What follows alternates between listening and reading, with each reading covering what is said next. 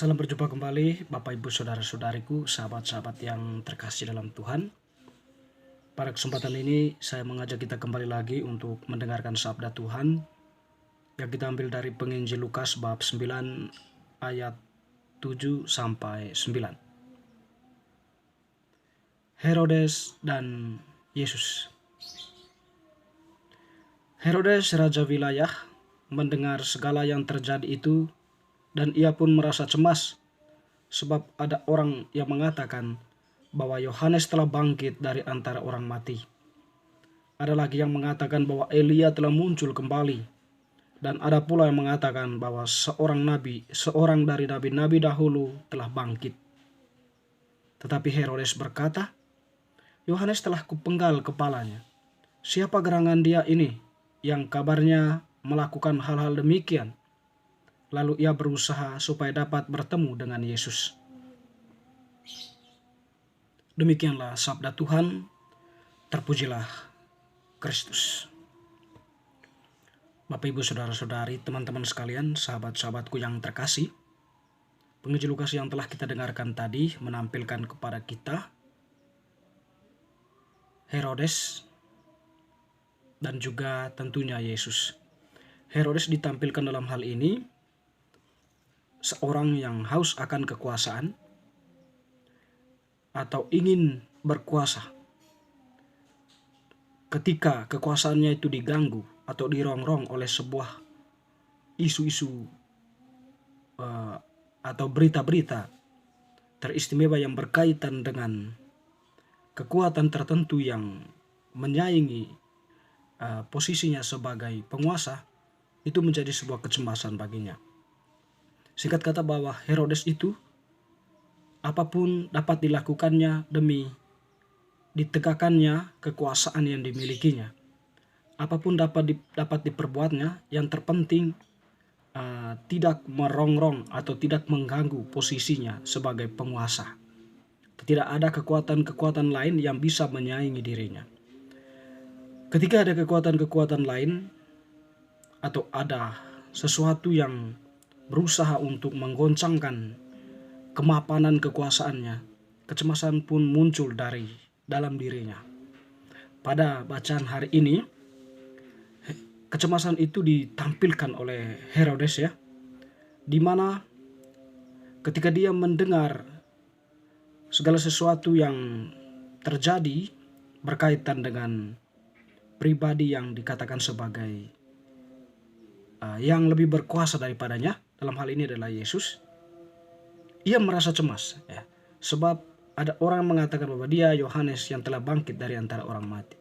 Dan kecemasan ini karena dia merasa bahwa tokoh itu sangat berpengaruh di tengah masyarakat, dan pada akhirnya nanti kehadirannya itu tentu akan memberikan pengaruh juga kepada kemapanan kekuasaannya, ya, sehingga dia pun bertanya-tanya ketika orang mengatakan atau menyebutkan nama. Ada yang mengatakan Yohanes, ada yang mengatakan Elia, ada yang mengatakan salah satu dari nabi. Jadi nama-nama itu adalah nama-nama orang yang berpengaruh, ya, atau orang-orang yang memang mempunyai kekuatan untuk menggoyangkan kemapanan kekuasaan seorang penguasa. Secara khusus di sini Herodes sendiri, ya, tentu dia merasa cemas ketika mendengarkan nama-nama orang berpengaruh ini. Tetapi ya kemudian ketika menyebutkan nama Yohanes Pembaptis, dia bertanya, Yohanes Pembaptis kan telah kupenggal kepalanya, dan siapakah gerangan orang ini? Dan tentu di sini dia berusaha sedemikian rupa untuk menjumpai Yesus, ya. Jadi teman-teman, saudara-saudariku yang terkasih, pada posisi Yesus di sini, tentu pengaruh Yesus begitu kuat, ya, di tengah atau pada waktu pemerintahan Herodes ini, ya. Jadi ada begitu banyak orang yang datang kepada Yesus, mereka berbondong-bondong datang kepadanya, mendengarkan sabdanya, lalu kemudian menaruh harapan kepada Yesus untuk menyembuhkan orang-orang sakit, mengusir roh-roh jahat, dan juga hal-hal lain, mukjizat-mukjizat lain yang dilakukan oleh Yesus. Tentu semuanya itu sangat menarik perhatian atau menyita perhatian banyak orang, sehingga tidak mengherankan kekuatan massa terarah kepada Yesus. Tentu juga di sini bahwa Yesus mengajarkan bukan abal-abal atau bukan seperti orang-orang lain ya, para pemuka-pemuka agama lain pada waktu itu. Misalnya saja kalau kita katakan orang-orang Farisi ya, yang sering dikritik oleh Yesus, yang mengajarkan para pendengarnya itu atau para pengikut mereka itu ya, bukan dengan sebuah ketulusan dari hati, atau bukan mengajar untuk mengarahkan orang pada kebaikan, untuk semakin mencintai kebaikan, tetapi malah mengarahkan orang ke dalam jurang kehancuran. Dikatakan seperti itu. Tapi Yesus tampil secara berbeda dari mereka ya. Ajarannya begitu berwibawa, kata-katanya itu mempunyai kekuatan yang sangat luar biasa. Bisa mengusir roh jahat, bisa mengusir penyakit, dan tentu bisa melakukan mujizat-mujizat lain yang mereka saksikan pada waktu itu. Ya tentu anasir-anasir yang ditampilkan oleh Yesus ini yang membuat banyak orang semakin percaya kepadanya, semakin mendekatkan diri dengan dia.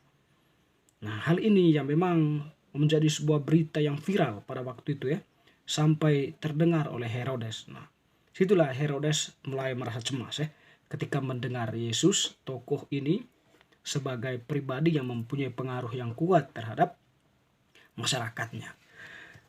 Teman-teman, saudara-saudariku yang terkasih, kalau kita memetik pesan dari bacaan ini ya, bahwa orang yang memang haus akan kekuasaan, dia akan berjuang mati-matian untuk mendapatkan kekuasaan itu dengan cara apapun ya.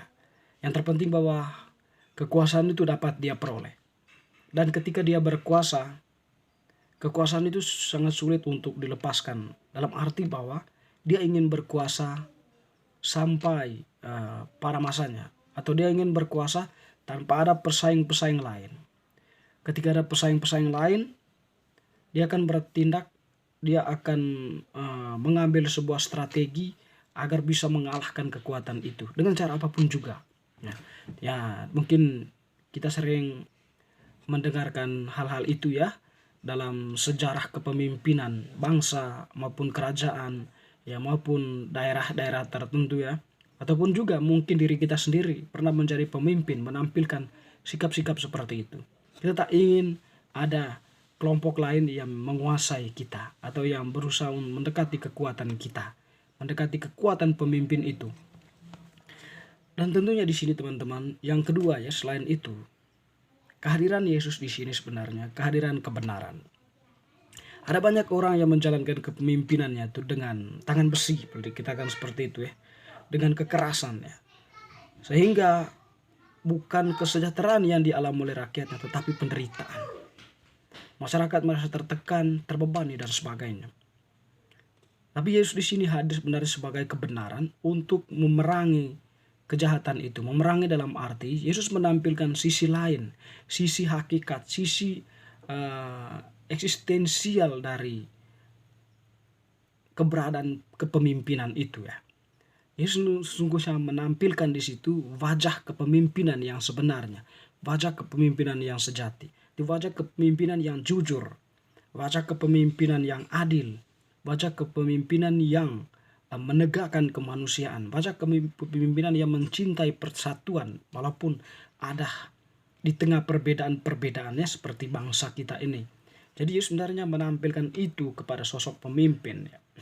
Tetapi karena pemimpin-pemimpin itu tadi haus dan berhasrat untuk berkuasa, sehingga sebenarnya apa yang ditampilkan ini, kebenaran ini tetap diabaikan dan bahkan dilawan, ditentang sedemikian rupa, sehingga keburukan-keburukan mereka tidak terungkap di sana. Ya, teman-teman, saudara-saudariku yang terkasih, ya bagaimanapun kalau kita berbicara tentang hubungan antara keselamatan objektif dan keselamatan subjektif, tidak terlepaslah dari apa yang kita sebut sebagai tindakan kita sebagai manusia yang menampilkan kebaikan. Keselamatan objektif yang disediakan oleh Tuhan akan kita peroleh melalui tindakan subjektif yang kita lakukan. Pemimpin yang baik, pemimpin yang menampilkan kesejahteraan atau mementingkan kepentingan umum, itu adalah pemimpin yang memang sungguh menampilkan hakikat kepemimpinannya. Dan pada saat itu ya, secara tidak langsung juga dia sedang menunjukkan keselamatan subjektif atas dirinya sendiri, yang kemudian nantinya dia mempunyai jaminan untuk bisa masuk ke dalam keselamatan objektif yang disediakan oleh Tuhan. Artinya bahwa pemimpin yang baik dikehendaki oleh Tuhan.